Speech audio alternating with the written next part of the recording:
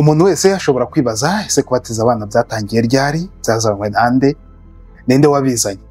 Gusa biroroshye kubyumva kuko mu rugero rwa hafi dufite nuko Polikaripo wari umwigishwa wa Yohani intumwa, nawe yabatijwe akiri umwana. Ushobora kubibona ukurikije inyandiko yanditse ko nawe yaba yarabatijwe ari umwana. Ikindi tubona mu nyandiko nyinshi zigaragaza ko intumwa zigishije abantu zivuga ko bashobora kubatizwa ari abana. Mu Banyagalatiya harimo 8 haravuga ngo ariko rero hagize ubigisha inkuru nziza itari iyo twabigishije, kabone naho yaba umwe muri twe cyangwa umumarayika umanutse mu ijuru arakaba ikivume. No kuvuga ngo tugendeye ku nyigisho z'intumwa, ese intumwa zigishije iki mu kubatiza abana?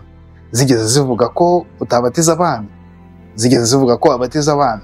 Icyo rero nicyo tuntu tugomba kugendaho, ari nacyo tugomba kugenderaho. Muri Bibiliya ubwayo nta hantu handitse mu buryo bugaragara twavuga ngo buri explicit ko kuvuga ngo uzabatiza umwana cyangwa ntuzabatiza umwana. Kuba nta hantu habyemeza muri ubwo buryo, nta n'ahantu habihakana muri ubwo buryo. Ubwo rero kugira ngo tumenye ukuri, tugomba kugendera ku by'abakristo ba kera hose bagiye bagenderaho, no kumenya amateka yo kugira ngo abana batabatizwa byatangiye bite, byagenze bite, byazanywe nande.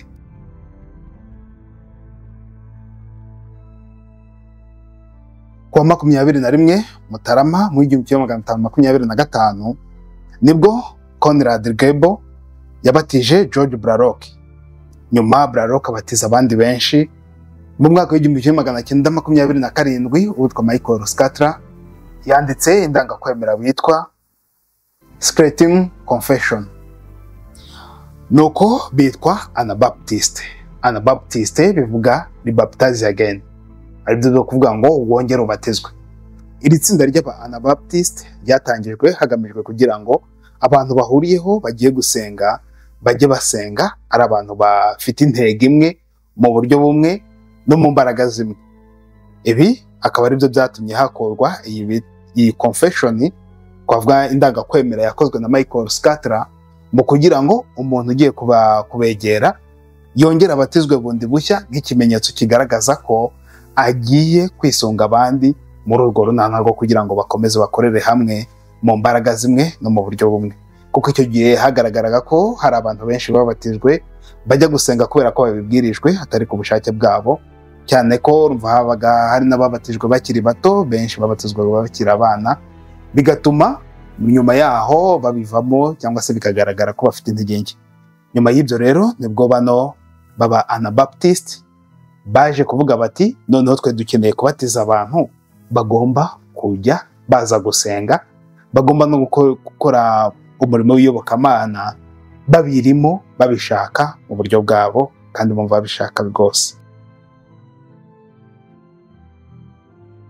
Kuri ubu abenshi bemera n'ubundi kugendera kuri izo nyigisho z'aba Anabaptiste zatangiye mu 1525 bigatuma batabatiza abana.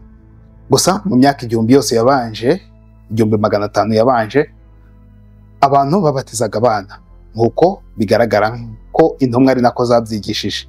Ibi tubibona mu nyandiko z'abakristo ba kera nka Irenaeus mu 190, Hippolytus muri 215, Origen muri 248, Cyprian of Carthage muri 253, Gregory of Nazianzus muri 388, John Chrysostom muri 388, Augustine muri 400.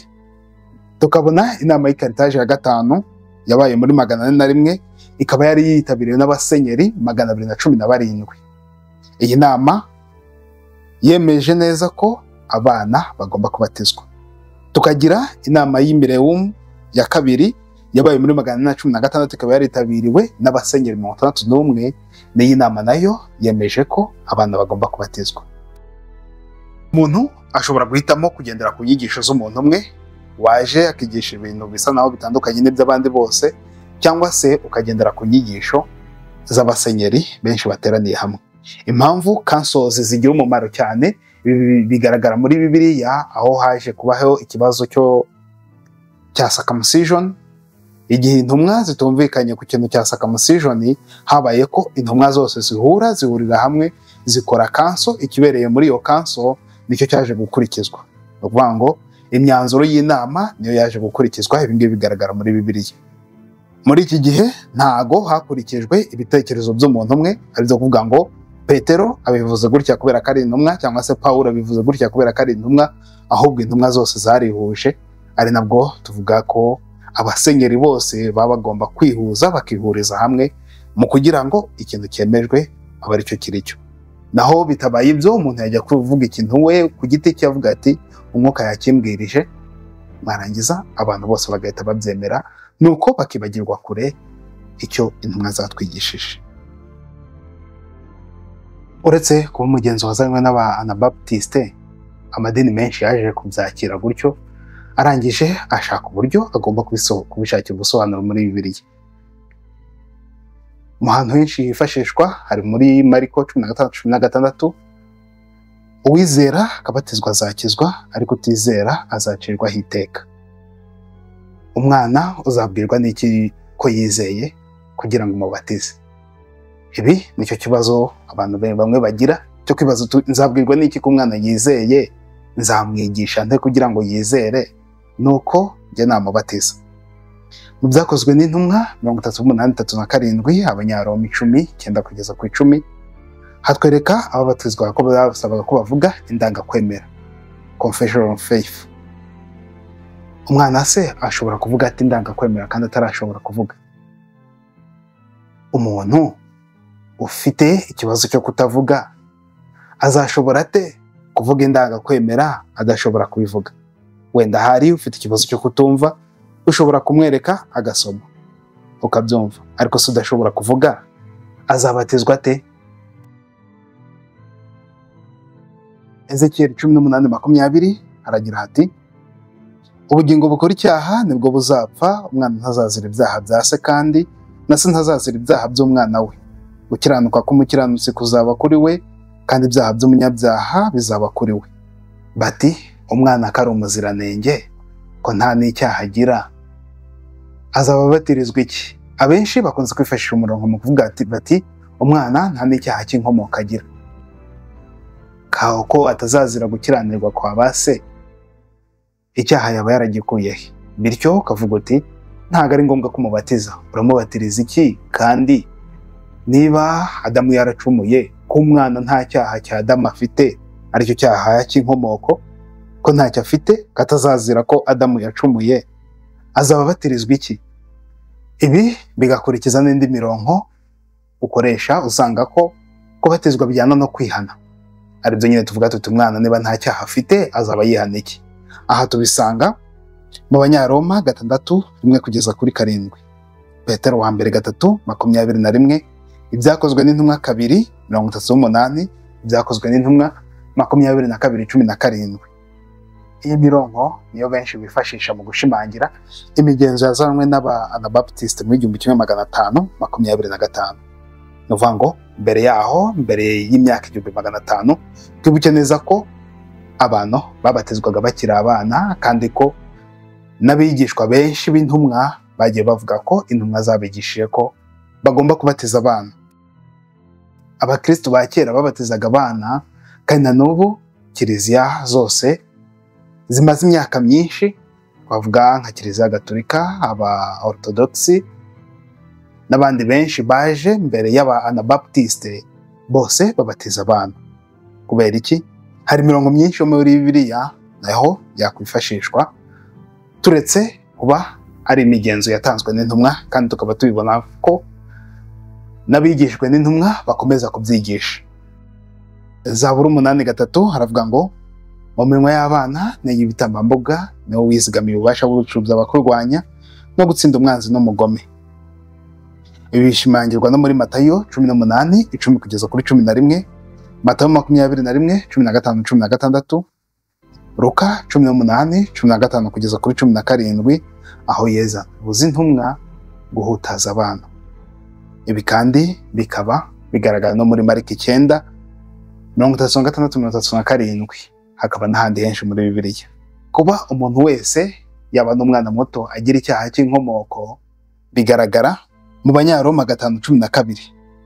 Nk'uko icyaha cyadutse munsi gikuruwe n'umuntu umwe, kandi n'urupfu rukuruwe n'icyaha, bityo urupfu rucengera abantu bose kuko bose bacumuye. Aha ntago havamo abana, ubwanga abantu bose baracumuye kubera umuntu umwe. Aya nayo mpamvu abantu bose bazakizwa cyangwa se bakizwa kubera umuntu umwe. Niyo mpamvu niba no mu bana baracumuye, kubera ko nabo ni abantu mu bantu bose, bityo n'umukiro uzira muri Kristo no ku bana. Abanyakolosi 2:11-12 haragira hati, mwagenwe muri we, ariko iryo genwa si rya rindi rikorwa n'abantu, ahubwo ni igenwa mwakorewe na Kristo, ariryo ribakiza irari ry'imibiri yanyu. Tuzi neza ko mu isezerano rya kera abana bagenwaga ku munsi wa munani. Niba igenwa rigereranywa na batisimu, byumvikana ko batisimu n'ubundi yagakwiye gukorerwa abana ku munsi wa munani. Ibyo ngibyo nta kibazo. Umwana yagenwaga ku munsi wa munani kubera ko yabaga yavukiye mu Bayisiraheli. Bityo n'umwana wavukiye mu Bakristo, ko mu Kristo muri iri sezerano ryacu rishya turimo, nta kibazo kiba kirimo kuba intumwa zaragiye zibyigisha bikaba bigaragara mu ruhererekane rw'Abakristo mu nyandiko zagiye zandikwa n'Abakristo ba kera. Ahantu abana bakirizwa mu kwemera kw'ababyeyi babo dushobora kubibona muri Matayo 5:21 kugeza kuri 47, Mariko 7:24 kugeza kuri 30, Mariko 9:14-28, Matayo 20:29-30 n'ahandi. Kuba umwana ashobora gukirizwa indwara cyangwa se ibintu mu kwemera kw'ababyeyi, bityo sinumva impamvu umwana n'ubundi adashobora kubatizwa mu kwemera kw'ababyeyi. Mu Balevi 18:21 niho havuga iby'ikigirwamana Moleki cyatambirwaga abana b'impinja bakiri bato. Muri iki gihe n'ubundi abana b'impinja baratangwa mu buryo bwose butandukanye, bwinshi cyane, yaba mu gukuramo inda, yaba no mu bundi buryo buri spirituel, mu buryo bw'umwuka. Mariko 8:36 haravuga ngo, umuntu watunga iby'isi yose ariko akabura ubugingo bwe, byaba bimumariye iki? Bitumariye iki kuba waha umuntu ibintu byinshi, ibyo kurya, ibyo kunywa, ariko udashobora kumugabura mu buryo bw'umwuka cyangwa se mu buryo bwa roho? Ari nayo mpamvu abana, niyihe mpamvu ishobora gutuma umwana atabatizwa ngo nuko ngo akiri muto? Mbese umwana ushobora kumuha ibyo kurya, ukamuha amata, ukamumenyera ko akeneye ji, ukamumenyera ibindi byose by'intungamubiri kugira ngo agire umubiri mwiza, ukamumenyera ibyo kwambara, ukamumenyera abaganga bagomba kumuvura ku mubiri, ariko nyamara ukaba udashobora kumwegerereza Kristo. Kandi tuzi neza ko batisimu niyo itugira abantu bashya, ikadushyira mu muryango w'abana b'Imana.